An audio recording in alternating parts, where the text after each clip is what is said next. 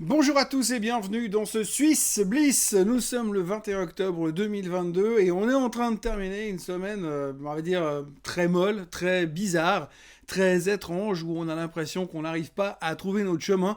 Alors à plusieurs reprises cette semaine, on s'est posé la question, on s'est dit est-ce que finalement on va trouver notre direction? Est-ce qu'il y a quelque chose qui va se produire? Mais en fait on a l'impression qu'on est dans une espèce de grand 8 ou alors de chemin sans issue, ça dépend comment on veut imager la chose, mais dans un espèce de grand 8 qui n'en finit pas, puisqu'on a des hausses, des hausses violentes, des baisses violentes, pour des raisons qui sont tout le temps un peu les mêmes.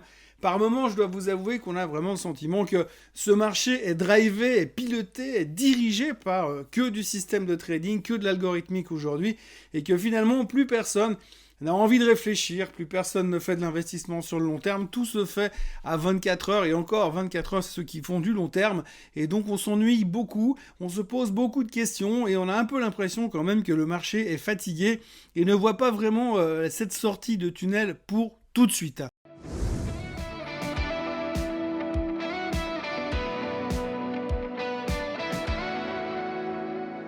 Alors peut-être que vous trouverez qu'effectivement ce matin je suis extrêmement négatif, extrêmement morose, extrêmement déprimé. Pourtant non, je vous rassure, j'ai pris mon Xanax comme d'habitude avec mon Xanax et tous les petits médicaments et toutes les pilules roses qui vont avec pour me conserver, pour rester de bonne humeur et pour croire finalement qu'un jour ce marché va recommencer à monter. Mais pour l'instant, c'est vrai qu'on est dans quelque chose d'assez mou, d'assez ennuyant et que même si quelquefois on a des rebonds qui sont intéressants, eh bien on revient toujours un peu au même thème et on se rend compte, comme je le disais dans le Morning Bull de ce matin, que finalement on n'a toujours pas compris que les banques centrales, enfin la Fed en tête, mais le reste des banques centrales aussi, sont tous plutôt là pour nous diriger vers le fait qu'ils vont rester au quiche, qu'ils vont continuer à monter les taux, qu'ils doivent absolument, c'est la mission divine pour laquelle ils sont engagés aujourd'hui, ils doivent absolument trouver un moyen de faire ralentir cette inflation. Donc la hausse des taux ne s'arrêtera pas dans l'immédiat.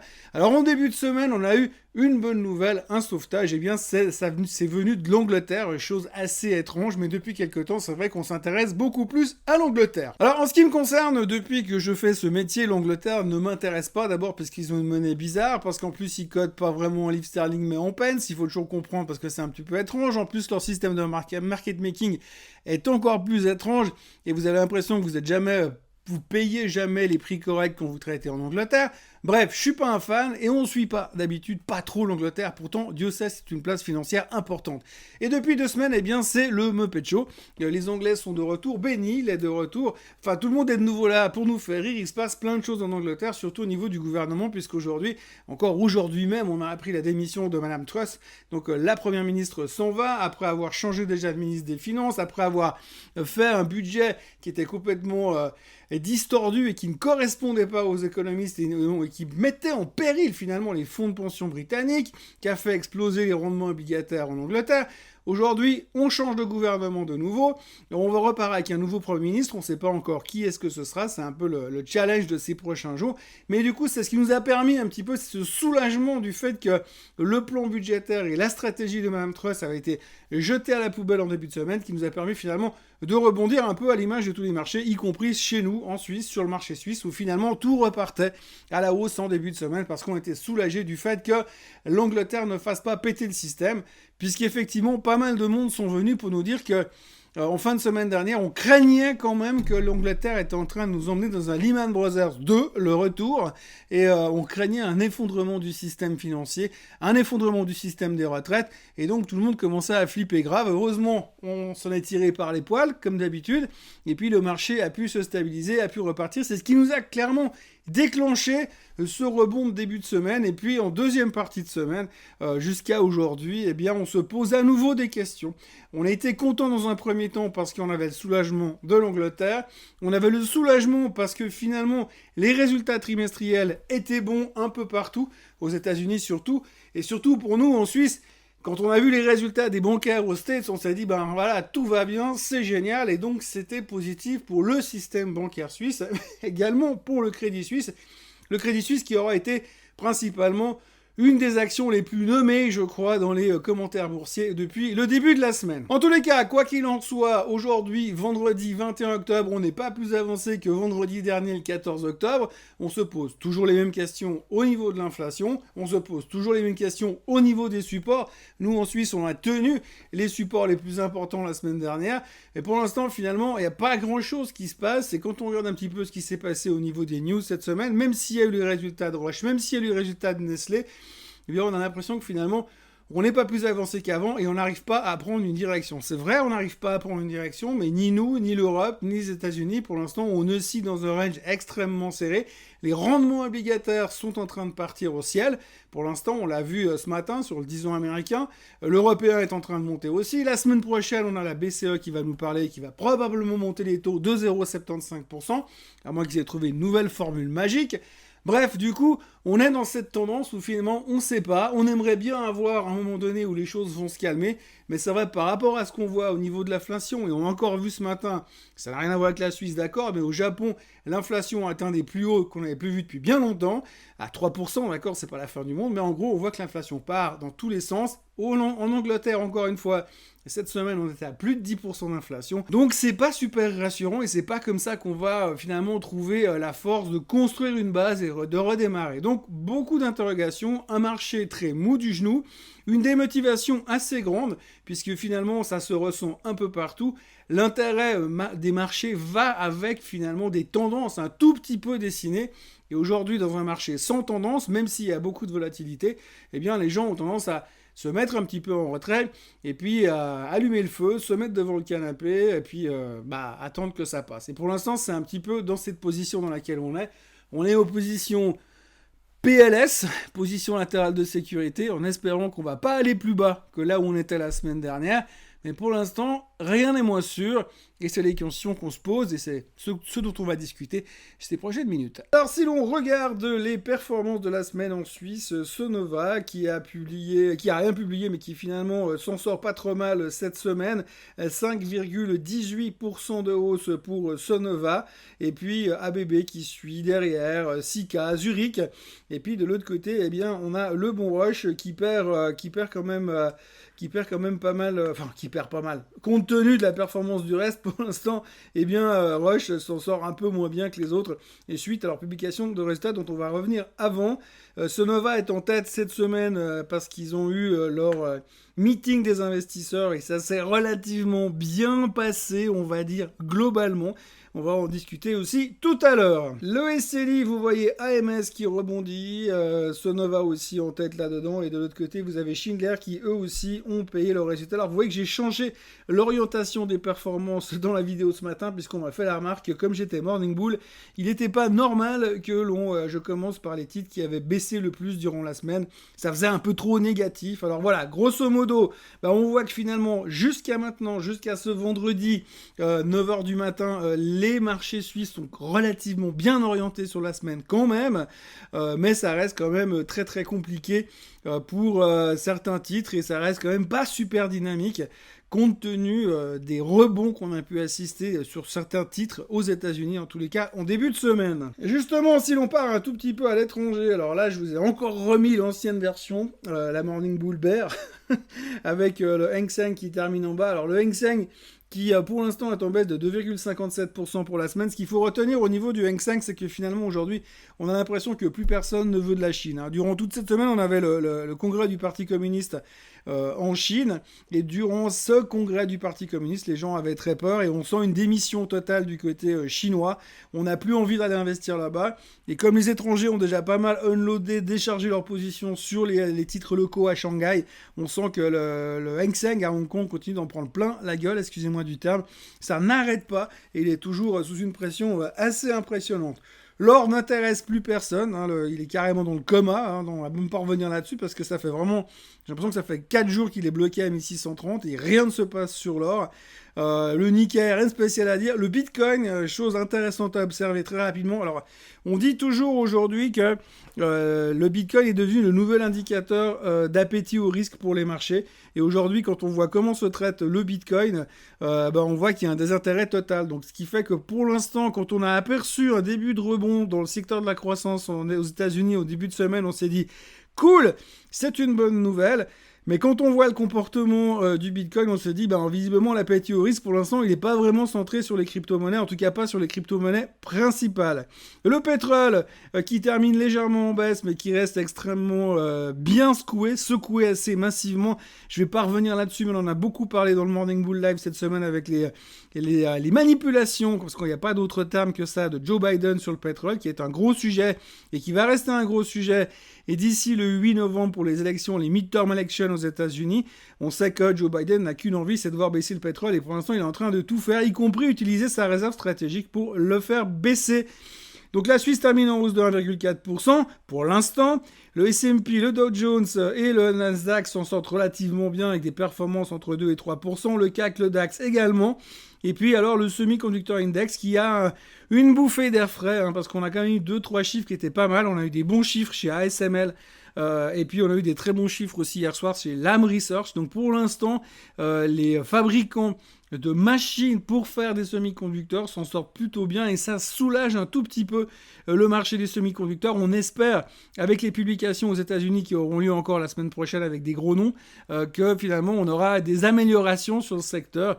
On peut prier pour AMD et Nvidia pour qu'il y ait une espèce de turnaround et une amélioration au niveau des résultats. Le graphique du SMI que l'on voit à l'instant, donc on voit que finalement, vous voyez ce trend latéral que j'ai tiré il y a quelques semaines. Eh bien, on a un gros support clairement sur la zone des 10 000, évidemment, un support que l'on a tenu la semaine dernière. Et puis, on a réussi à repasser au-dessus de la résistance, de cet ancien support, justement, dans la zone des 10 400, grosso modo. On est repassé en dessus et pour l'instant, on tient. Donc, il faudrait vraiment que l'on arrive à déclencher un mouvement sur le SMI qui nous permette de repartir de nouveau dans cette direction et de casser cette moyenne mobile des 50 jours qui passe par là. Ça va être compliqué parce qu'on voit que les stochastiques sont très élevés. On voit aussi que dans les grands noms, Nestlé a sorti des bons chiffres, pas des chiffres moyens. Roche a sorti des chiffres moyens. Résultat, ça n'a pas suffi finalement pour qu'on puisse repartir à la hausse. Et quand on voit la pondération de Roche et de Nestlé dans le SMI, on se demande si Novartis est capable de faire péter cette résistance à elle toute seule, et je dirais que non, potentiellement non. Donc il faut faire quand même très très attention pour la suite au niveau du SMI. Le SLI, pas grand chose à dire. Alors là pour l'instant on est en train de naviguer au milieu de nulle part. Il va falloir là aussi qu'on sorte de cette résistance qu'on a créée artificiellement au niveau des 1600 à peu près. Une cassure des 1600 à la hausse serait plutôt intéressante sur le SLI. Mais pour l'instant, eh bien, on continue de naviguer, vous voyez, très clairement dans ce range ici et là. Et tant qu'on n'arrive pas à sortir, eh bien, on risque de continuer dans cette direction. Oui, je sais, ce n'est pas le marché suisse, mais je tiens quand même à vous le montrer rapidement. C'est le S&P 500. Le S&P 500, donc on voit aussi un peu à l'image du marché suisse, du SMI qu'on voyait tout à l'heure, eh bien, on est coincé dans cette zone. Là aussi, si je reprends juste mon pinceau, là, on est coincé dans cette zone, une résistance ici, un support ici. Le support ici est à 3685, notre fameuse moyenne mobile des 200 semaines qui passe plus ou moins par là. Et puis de l'autre côté, on a cette tendance qui se dessine à la baisse intra-channel. Résistance tout en haut à 3914, il faudrait qu'on puisse sortir par là, mais pour l'instant, c'est assez mal emmanché. Il va falloir quand même qu'on ait quelque part des bons résultats qui nous permettent de tirer un petit peu plus. La semaine prochaine, on a des gros résultats. Alors c'est soit on va aller rechercher de nouveau encore une fois les 3585, ce qui a l'air de plutôt se dessiner avec la moyenne mobile, les stochastiques ici. Donc je verrais bien un marché qui retourne sur les 3585 et puis ensuite on peut espérer que les big names comme Apple, Google, Microsoft qui publieront la semaine prochaine nous permettront peut-être de repartir un petit peu à la hausse. Donc prudence quand même sur le S&P. Cette semaine, il y a un titre qui a été beaucoup baladé, c'est Sonova. Sonova s'est retrouvé organiser en fait un investment meeting en début de semaine. Donc plein d'analystes ont été écoutés, le management. Et globalement, il n'y a rien eu de transcendantal, mais il y a eu une espèce de réassurance. Alors Sonova a bien profité du début de semaine parce qu'elle avait bien talqué avant, effectivement. Donc il y avait un rebond, un effet rebond, plus finalement un ou deux brokers qui a confirmé une recommandation d'achat dessus, donc ça a soutenu un petit peu.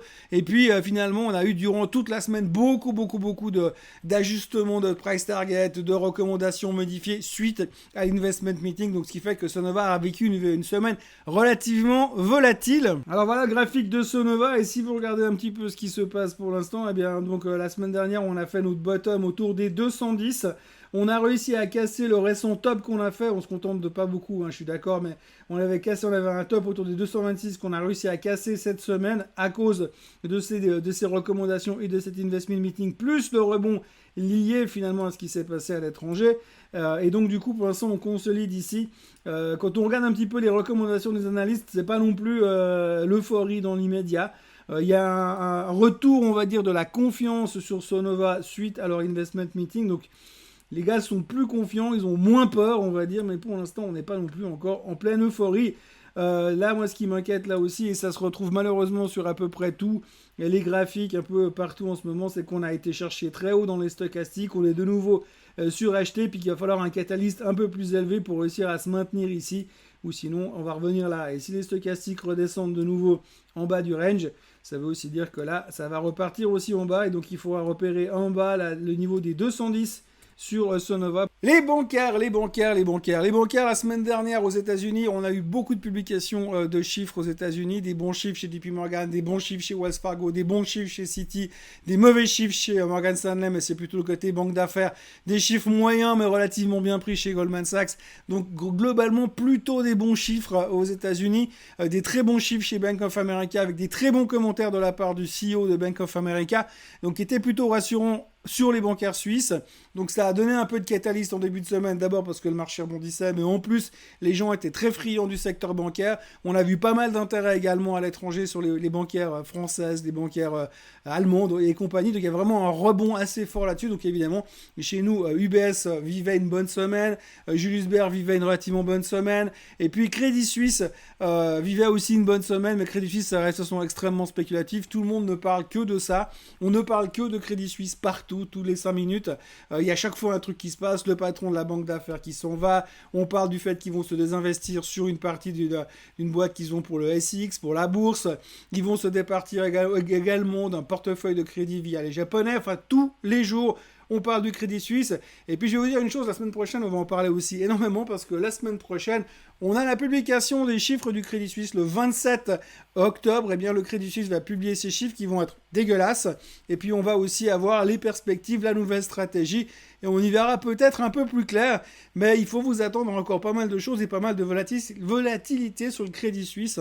On notera aussi que l'UBS publiera ses chiffres le 25 octobre, sauf erreur. Et donc, ce sera les deux trucs principaux pour les bancaires la semaine prochaine. Mais en attendant, on a vécu une semaine assez sympa. Ça faisait du bien sur le secteur financier suisse. À tout seigneur, tout honneur, le graphique du Crédit Suisse. Donc vous voyez que pour l'instant, pas mal de spéculation. Évidemment, sur dans ce genre de titre, ça rebondit assez fort dans ces environnements. Pour l'instant, on a buté contre la moyenne mobile dès 50 jours. Et puis, on a des stochastiques qui sont surachetés. Et vu ce qui nous attend la semaine prochaine, j'en connais pas beaucoup qui seront suffisamment courageux pour rester long Crédit Suisse la veille de l'annonce du 27 octobre. Ou alors, vous achetez des calls en espérant un miracle.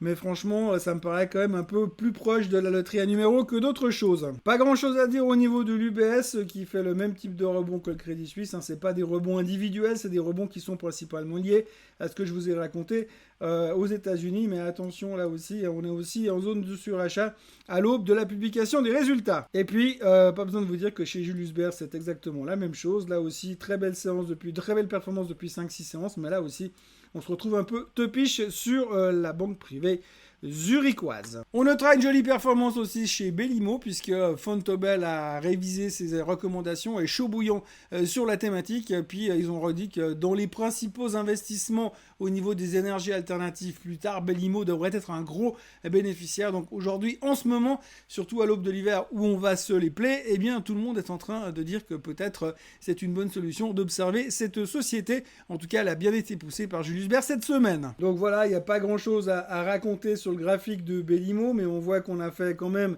d'une manière assez intéressante un double bottom ces derniers temps, donc ça c'est plutôt encourageant. Le double bottom qui a été confirmé et cassé avec cette recommandation, puisqu'on voit que finalement on a cassé cette résistance qu'on avait mis autour des 395 francs suisses. Aujourd'hui, on revient un peu, on digère la news. Si on arrive à tenir les 395, on est, semble-t-il, assez prêt pour pouvoir repartir potentiellement. Allez, soyons fous, casser la moyenne mobile des 200 jours. Ça serait quand même assez rare de signaler un titre qui est en train de faire ça en ce moment. Dans les résultats de la semaine, il faut retenir 2 résultats. Rush qui a publié des résultats un petit peu en dessous, mais qui conserve ses prévisions pour le reste de l'année et qui a été réitéré sur buy par Julius Baer parce qu'il pense qu'il y a un gros potentiel au niveau développement de nouveaux produits. Et puis Nestlé qui a également publié des chiffres relativement bons, qui ont réussi à bien répercuter, à bien encaisser, on va dire, le coût d'augmentation des matières premières et bien les répercuter sur vous et moi, un peu à l'image de ce qu'a fait Procter & Gamble aux États-Unis.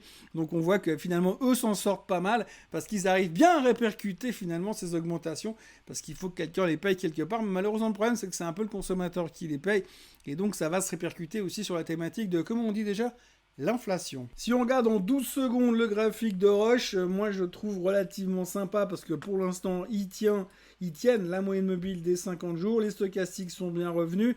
S'il n'y a pas trop de catastrophes là, ces prochains temps, on pourrait là aussi la voir repartir à la hausse. De toute façon, je pense que sans se poser de questions, Roche sur faiblesse, ça restera toujours un fonds de portefeuille. On fait un rapide détour par la question chocolat pour voir où ce que fait Nestlé. Donc là, vous voyez aussi qu'on est en train de se bagarrer avec notre support de la zone des 105 francs suisses sur Nestlé. C'est pas facile de sortir de là. J'aimerais bien techniquement que sur la semaine on termine en dessus des 105 francs, mais ça a l'air des 106 francs, ça a l'air assez mal embouché pour l'instant. Il faudra faire très très attention parce que là on arrive quand même à des niveaux très délicats sur le chocolatier suisse, on va dire. Et puis ça a l'air d'être un petit peu l'endormissement total malgré le rachat qu'ils ont annoncé aux États-Unis cette semaine également, puisqu'ils rachètent une des divisions café de Starbucks, une autre division café.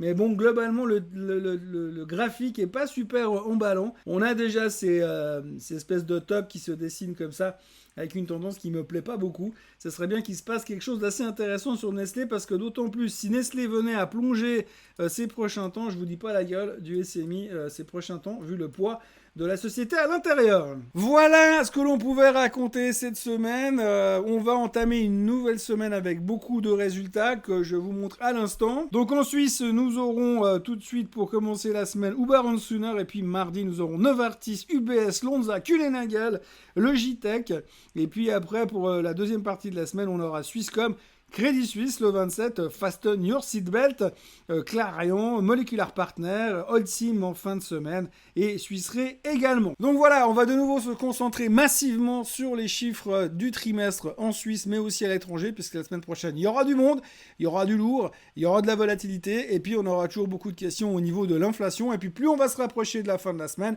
plus on va parler de la BCE qui se réunira jeudi prochain en même temps que les chiffres du Crédit Suisse, et plus on va parler du FOMC meeting qui commencera le 1er novembre la semaine prochaine avec un discours le 2 novembre au soir. Voilà ce qu'on pouvait dire aujourd'hui en Suisse. Telle a été cette semaine en Suisse et dans le monde à notre connaissance. Merci d'avoir été avec moi. N'oubliez pas de vous abonner à la chaîne Suisse Côte en français. N'oubliez pas de liker cette vidéo, de la partager, de revenir lundi matin pour un nouveau Morning Bull Live. Et puis vendredi prochain pour un nouveau Swiss Bliss. Passez une excellente journée, mais surtout un très très bon week-end. Salut à tous.